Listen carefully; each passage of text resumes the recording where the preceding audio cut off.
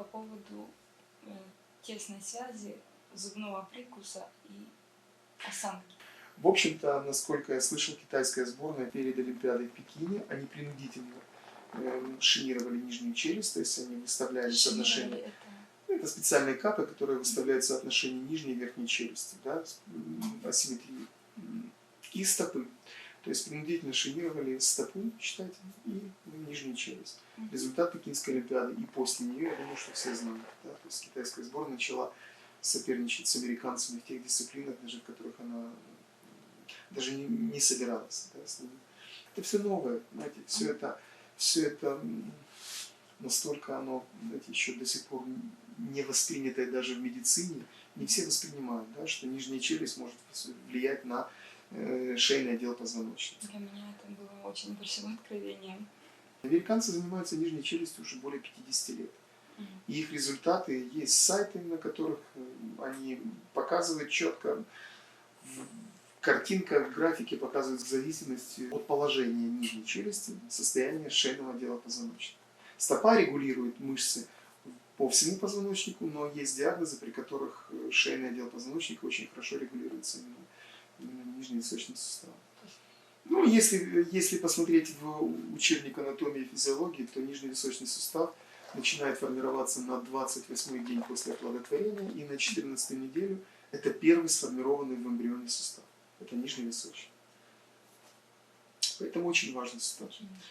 И я вам скажу больше, американцы несколько лет назад они пытались вместо первого шейного признать нижневисочный сустав первым шейным позвонком, а шейный первый и второй. Но я так думаю, что у них это не получилось, ввиду того, что тогда нужно запретить национальный вид спорта бокс профессиональный, в котором удар в челюсть тогда нужно запрещать. Надо одевать забрал. Почему? Потому что если нижневисочный сустав это первый позвоночник, значит удар в челюсть это удар в позвоночник. Тогда нужно.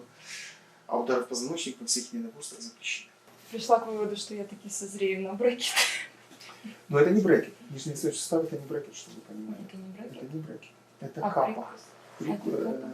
Это капа. Это не прикус, это соотношение по высоте правой и левой стороны. То есть стираемость зубов по одной стороне у человека больше, чем по другой. Ну да. У меня еще щелчки там какие-то. Вот щелчки, вот это есть как раз, да, вот это есть как раз гематология. До сих пор в мире не дают бухать медицинские. Американцы более 50 лет, наработки колоссальные. У них даже все спортсмены играют не в обычных капах, а в позиционирующих капах. Специальных, да, которые позиционируют специально нижнюю и верхнюю челюсть. Чтобы они одинаково стреляли. Чтобы нагрузка, как и от стопы идет нагрузка при сжимании зубов, нагрузка должна быть одинаковая на лицевые мышцы и пошли дальше на шейный отдел. А если у нас одна часть идет условно там, одно давление, условно X, а второе давление X минус там, разделить на 2, то, естественно, нагрузка идет разная. То есть, естественно, идет мышечный перекос. Невралгии, такой прочие лицевые. Ой, вы знаете, по нашим исследованиям, которые мы тогда делали в свое время, это не только невралгии. Вот нижневисочного сустава зависит это головные боли, мигрени, шум в ушах, нарушение слуха, зрения, затрудненное носоглоточное дыхание, бруксизм, ночное окно, и там очень много всего. То есть вот это, да, может. А кисты внутричерепные?